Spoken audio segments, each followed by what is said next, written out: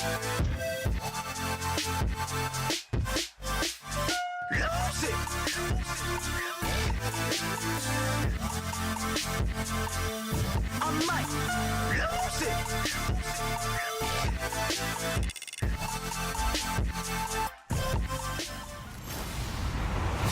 everyone. I'm Larry Ridley. Welcome to the NFL on EA Sports. Thank you very much, Larry. EA Sports coverage of the NFL. The National Football League is here and on the air. Coming up, another edition of the NFL International Series, and it should be a good one, between the Indianapolis Colts and the Jacksonville Jaguars. And a nifty return there as he's all the way up past the 40-yard line. So the Colts now coming out for their opening drive. And they'll be led out by their quarterback, the Stanford man. It's Andrew Luck. I love everything about Andrew Luck's game, but I also love his worldliness. Some of his formative years were spent growing up outside of the United States. I think that that's helped him when he came back because now he's seen the world. I think that helped him mature a little bit as well. And he'll be taken down, but not before he gets into enemy territory. I think Frank Gore runs on doubt. And what I mean is he's 33, and everyone keeps thinking this is the end, yet he keeps going. I think something that gets overlooked, though, to your point, most rushing yards of anybody currently in the NFL. Amazing. Big-time career. Throwing is Luck. Throwing into traffic there, and that's complete. Call it a pickup of 7, and that'll bring up second down.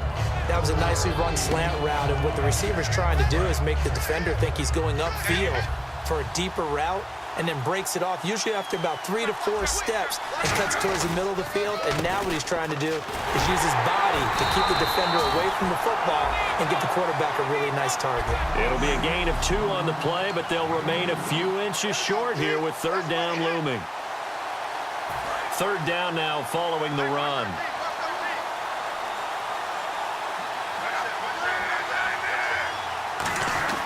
Block on third down. It's a short one here, complete to the tight end. And he gets it to the 32, good enough for a first down. Would it be safe to say that as precise as routes are supposed to be run in the NFL, maybe they're not quite as precise in college ball? That's accurate, yeah. And I think we saw a college route in the NFL there. Just find the soft spot, find the dead zone, and find the first down. And that's what he just did. A gain of 3, second down. See if they stay on the ground for second down.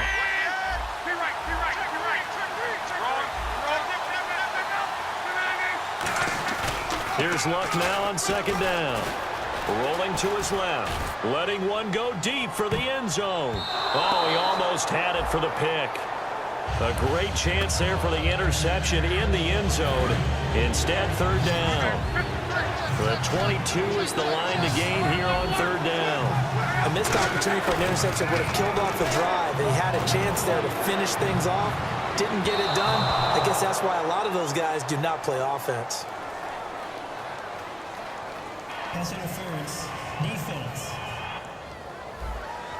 So pass interference on the defense. Charles, this is a penalty we see all the time. The offenses know what they're doing. They know how to create great matchups. And defenders, if you're not there in time, they will throw the flag. Luck on first down. And lucky to get away with one there. That one nearly picked. Second down. Offense walks to the line for play number 7 of the drive. Tremendous coverage there. Just did not catch the football and complete the interception. But what do they say all the time? If he had really good hands, he'd be playing offense. They get 6 here after the incompletion, and it'll leave them with a 3rd and 4. This drive is turning into an extended one, and the guy carrying the ball, he's becoming more like a body blows guy. Every carry is putting some damage on the defense. So after a while, I'm not too sure how many guys are going to want to run up and tackle him. To throw is Luck. And incomplete. The contact made the ball roam free and brings up 4th down.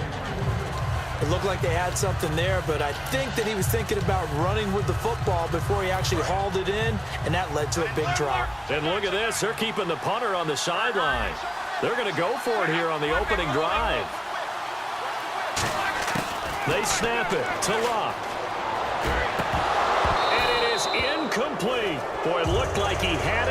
dropped it. And this crowd loves it as their guys hold on the opening drive. So, Charles, they wanted 7 on that opening drive. They didn't want to settle for a field goal. Felt like a tone setter. You know, that's what they were looking for, because a lot of teams, they'll march it downfield, and when they kick the field goal, it almost feels disappointing, doesn't it? You have a nice drive. I think this team decided, guess what? No matter what, we're going for the 6, trying to put those points on the board and set them back on their heels. But unfortunately, that mentality did not work out.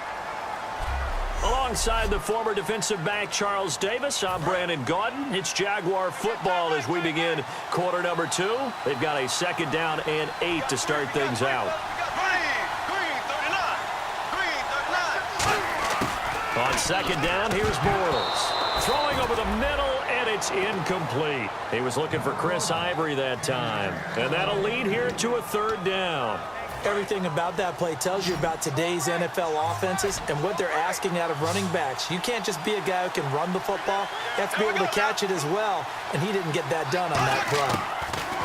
Throwing his Bortles on 3rd down, surveying the field. And he's taken down, trying to do a little too much, getting outside of the pocket, and it results in a sack. You know, on these types of plays, we're always looking to assess blame. Okay, where did it break down? Sometimes it's just a great play.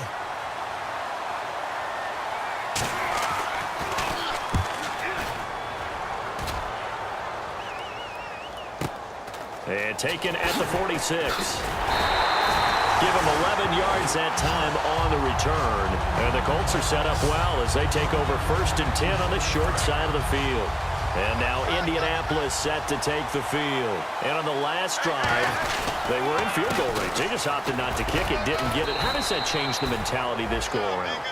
I don't think it changes much for the head coach, because this is what he preaches all the time. Attack at all times in any spot on the field, and he likes touchdowns, not field goals. Now, your field goal kicker, you got to make sure you nurse him through and say, okay, don't worry about it. When we need you, you got to be ready to go. And the team, of course, loves to see points on the board. So let's see if it changes a little bit. They're in the same spot again. Yeah, we'll see what the decision is here if they get to that spot. But just 4 yards on the pickup, but that's good enough to extend the drive. But we always talk about good down and distance, allowing offenses to expand their playbook. Well, 2nd and 2, that means your playbook's wide open. You can run just about anything. A lot of times, the play caller, he just looks down at his sheet, sees the short yardage runs, and goes to one of those. And that is caught. What a catch at the 3-yard line. 2 minutes remain in a scoreless first half. Back to the booth right after this.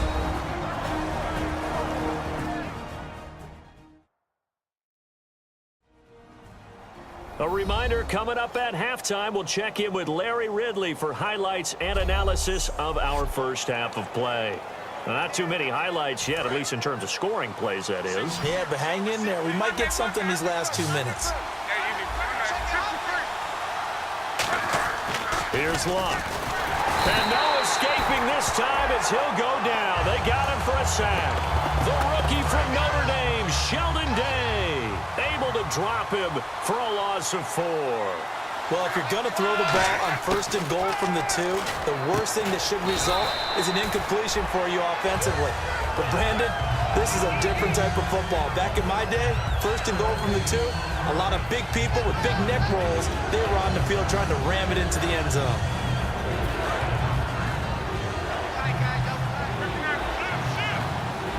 An extra defensive back on the field here for 3rd and goal.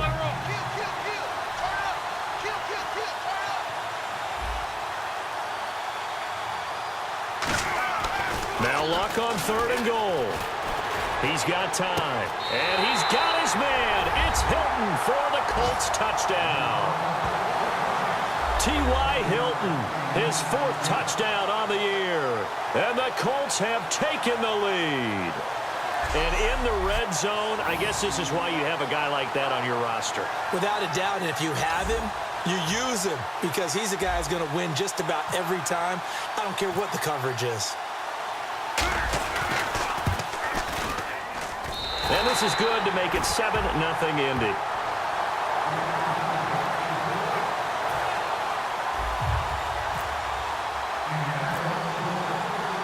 Now after the touchdown, here's Pat McAfee to kick. That's fielded in the end zone. And he won't return this one. He'll go down to a knee, and they'll start at the 25. Here comes the Jaguars offense as they get set here. And a tight game after punting last time. See if they can get something going on this drive. As they head to the field now, with the game this close, you've got to feel there's a sense of urgency for them. Now hold everything here. We're going to get a timeout by the offense. It's just their first, so they'll have 2 remaining here before we get to halftime. There we go now. Blue 45. Blue 45. Bortles to throw on second down. Oh, look at Thomas wide open. And he'll be taken down, but not before he gets into enemy territory. 23 yards on the play.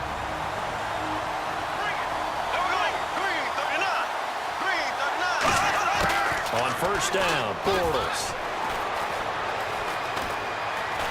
And no escaping this time as he'll go down. They got him for a sack. It'll be a loss of 10. And it'll bring up second. And they're going to speed things up here.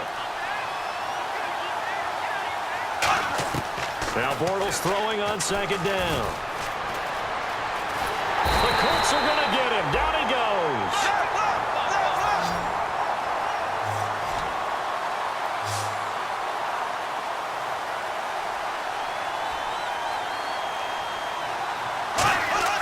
On third and long, it's Bortles. Underneath, Ivory. And he's brought down after a good gain. A big play there on the catch and run. 35 yards. So the offense takes the timeout, and they are back out and ready to rock.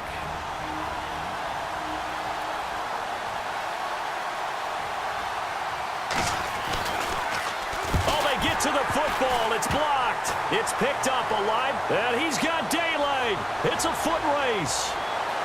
30, 20, 10.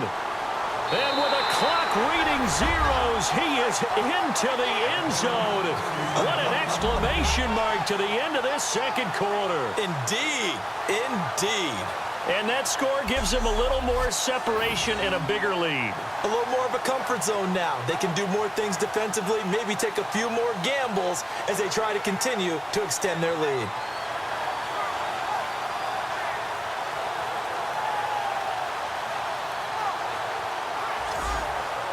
Vinatieri now to tack on the PAT.